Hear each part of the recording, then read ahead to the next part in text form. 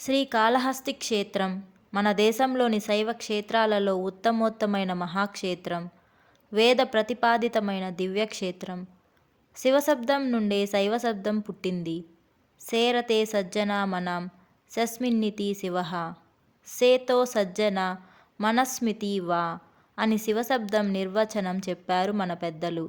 అంటే ఇతని యందు సజ్జనుల మనసులుండునని, ఇతడు సాధువుల మనసులందు శయనించి ఉంటాడని భావం. అంచేతనే ఈ క్షేత్రంలో నెలకొని ఉన్న పరమేశ్వరుని యొక్క శతనామాబ్జమాలికలో మొట్టమొదటి నామమే శివాయ నమః అని చోటు చేసుకుంది. ఇంతటి మహోన్నతమైన భావం ఇమిడి ఉన్న ఈ దివ్యక్షేత్రానికి అనేక నామధేయాలున్నాయి.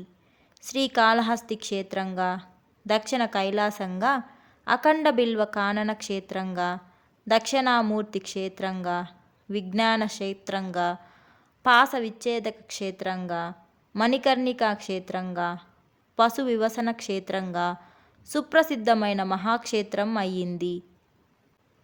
పృథివ్యప్ తేజోవాయురాకాశాలు అనే పంచభూతాలు, సూర్యుడు, చంద్రుడు, పురుషుడు మువ్వురూ కలిసి సమిష్టిగా ఉండే స్వరూపం అష్టమూర్తి స్వరూపం.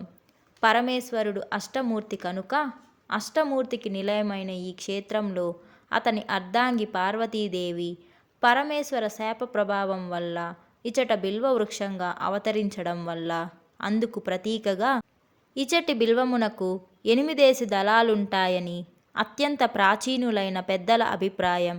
అంచేతనే ఈ క్షేత్రానికి సుప్రసిద్ధమైన 8 నామధేయాలు ఏర్పడ్డాయని కూడా వారి భావం. కాశీక్షేత్రంలోని బిల్వమునకు ఒకే దళం ఉంటుంది. శ్రీశైలంలో 2 దళాలుంటాయి. ఇచటి బిల్వమునకు మాత్రం 8 దళాలు. ఇది ఈ క్షేత్ర నామధేయాలు 8ంటికి సంకేతం. పరమేశ్వరి అయిన శ్రీ జ్ఞాన ప్రసూనాంబను అష్టోత్తర శతనామావళితో కాక ఉమా అష్టోత్తరంతో ఇచట అర్చిస్తుంటారు. ఇది కూడా 8 నామధేయాలకు సంకేతమే. శ్రీకాళహస్తీశ్వరుని కూడా అష్టోత్తర శతంతో కాక శతనామావళితోనే అర్చిస్తుంటారు. ఈ 2 స్తోత్రాలలోనే అష్టదళ బిల్వమునకు సంబంధించిన అనేక ఉపపత్తులు కనబడుతుంటాయి. ఇలాంటి ప్రతీకలు ఇంకా చాలా ఉన్నాయి ఈ క్షేత్రంలో. పైన పేర్కొన్న 8 నామధేయాలే కాక దక్షిణ కాశీగా, మృత్యుంజయ క్షేత్రంగా, పాప సంహారక క్షేత్రంగా, సోమస్కంద క్షేత్రంగా, నవగ్రహ క్షేత్రంగా, ఉచ్ఛిష్ట క్షేత్రంగా, సద్యోముక్తి క్షేత్రంగా, రాహుకేతు క్షేత్రంగా, మరో 8 అర్థవంతాలైన నామధేయాలతో కూడా విరాజిల్లుతున్న క్షేత్రం ఇది. ఈ క్షేత్రాన్ని శివానందైక నిలయం అని కూడా మరో పేరుతో అంటుంటారు. ఇంకా సుప్రసిద్ధమైన మరికొన్ని పేర్లు కూడా ఈ క్షేత్రానికి ఉన్నాయి. వాటిలో మొగిలేటి క్షేత్రం, జ్యోతిద్వయ క్షేత్రం, భారద్వాజ క్షేత్రం, అనామయ క్షేత్రం సుప్రసిద్ధమైన నామధేయాలు. ఇలాంటి నామధేయాలన్నీ కూడా ఈ క్షేత్రంలో ప్రవహించు స్వర్ణముఖిని దేవాలయమును, స్థల పురాణమును ఆధారంగా చేసుకొని ఏర్పడినటువంటివే. ఇలా పలు విధాలైన నర్మగర్భితమైన అర్థాలతో, ఇతివృత్తాలతో, దృష్టాంతాలతో పరిశోభిస్తున్న మహాక్షేత్రం ఇది.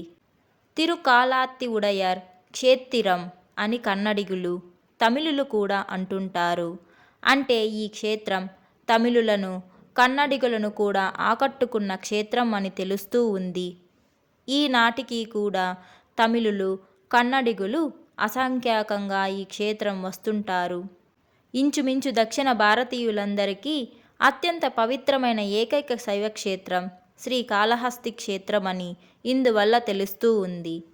ఈ క్షేత్ర ప్రాశస్త్యం గూర్చి కేనోపనిషత్తులోను, ఈశావాస్యోపనిషత్తులో నిగూఢంగా శివానందలహరి, సౌందర్యలహరి కావ్యాలలోను, శివపురాణంలోను, పాల్కూరికి సోమనాథుని బసవ పురాణంలోను, శ్రీనాథ మహాకవి హర విలాసంలోను, దూర్జటి గారి శ్రీకాళహస్తి మహత్య కావ్యంలోను, తమిళ భాషలో ఉన్న నాలాయుర ప్రబంధం, పెరియ పురాణాలలోను, నత్కీర మహాకవి రచించిన కాలాత్తి పాదికవి అయి పాదీలలోను, కన్నడంలో హరీశ్వర కవీంద్రుని చేత రచింపబడ్డ శివగణధరగలే అను కావ్యంలోనూ ప్రస్ఫుటంగా ఉన్నందువల్ల ఈ క్షేత్రం దక్షిణ భారతీయులందరికీ దర్శనయోగ్యమైన ఏకైక శైవ క్షేత్రంగా ద్యోతకమవుతుంది. 2వ శతాబ్దంలోనూ 3వ శతాబ్దంలోనూ ఉండిన అప్పర్ సంబందర్, మాణిక్య వాసకర్, సుందరమూర్తి నత్కీరర్ లాంటి తమిళ భక్తులు, కవులు, పండితులు, యోగీంద్రులు ఈ క్షేత్ర సందర్శన చేసి తమ తమ పాసురాలలో, శ్లోకాలలో భక్తిపూర్వకంగా వర్ణించడం వల్ల 2000 సంవత్సరాల క్రితమే ఈ క్షేత్రరాజం మహోజ్వలంగా ఉండేదని తెలుస్తూ ఉంది. అత్యంత ప్రాచీన కాలంలో పంచ ప్రాకారాలతో పరిశోభిల్లిన ఈ క్షేత్రరాజానికి తూర్పు దిశలో విద్యాపీఠం అనే వైదిక పీఠము, పశ్చిమ దిశలో వీరక్షేత్రం అనే నామాంతరం గల నీలకంఠేశ్వర క్షేత్రము, ఉత్తరంగా క్షేత్రపాలిక అయిన హస్తాత్తసాగర అగు దుర్గాదేవికి ఆవాస స్థానమైన దుర్గాదలము, దక్షిణ దిశలో సద్యోజాత వామదేవ అఘోర తత్పురుష ఈశానాం అనే పంచముఖాలతో విలసిల్లు పంచముఖుడైన పరమేశ్వరునికి సంకేతంగా పంచశిఖరాలతో సంశోభిస్తున్న శివానందైక నిలయం అనే పర్వతము హద్దులుగా ఉండడం వల్ల భారతదేశంలోని సమస్త శైవ క్షేత్రాలలో ఈ క్షేత్రం మాత్రం కొంత ప్రత్యేకతను సంతరించుకుంది.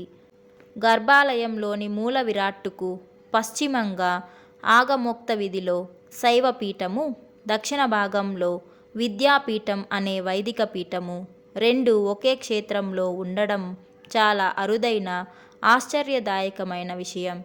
ఇందుకు సంకేతంగా ఈనాటికి కూడా ఈ ఆలయంలో శిలారూపంలోనూ దారు రూపంలోనూ 2 ధ్వజస్తంభాలుండడం అందరూ గమనింపదగ్గ విషయం.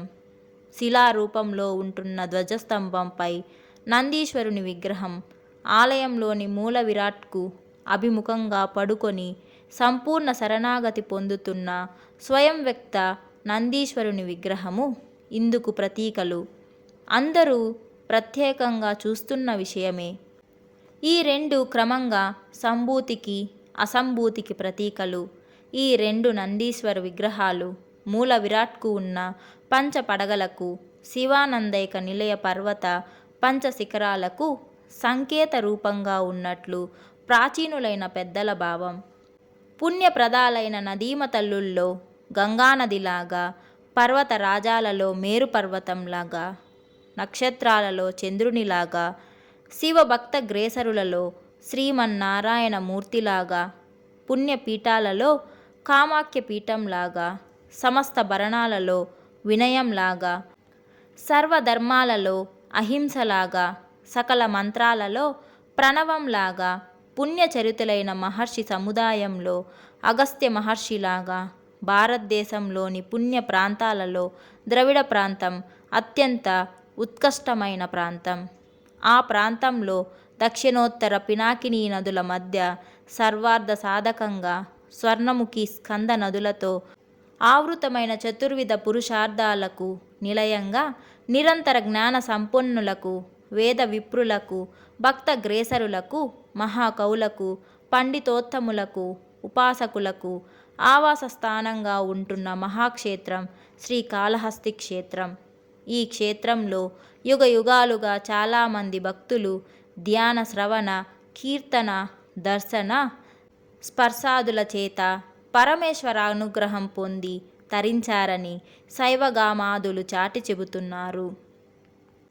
పృథివ్యప్తేజో వాయురాకాశాలు అనే పంచభూతమైన పంచలింగాలతో కాంచీపురంలో పృథ్వీలింగంగా, జంబుకేశ్వరంలో జలలింగంగా, అరుణాచలంలోను జ్యోతిర్లింగంగా, శ్రీకాళహస్తిలో వాయులింగంగా, చిదంబరంలో ఆకాశలింగంగా పరమశివుడు నెలకొని ఉన్నాడని ఆస్తిక జనానికం యొక్క ప్రగాఢమైన విశ్వాసం.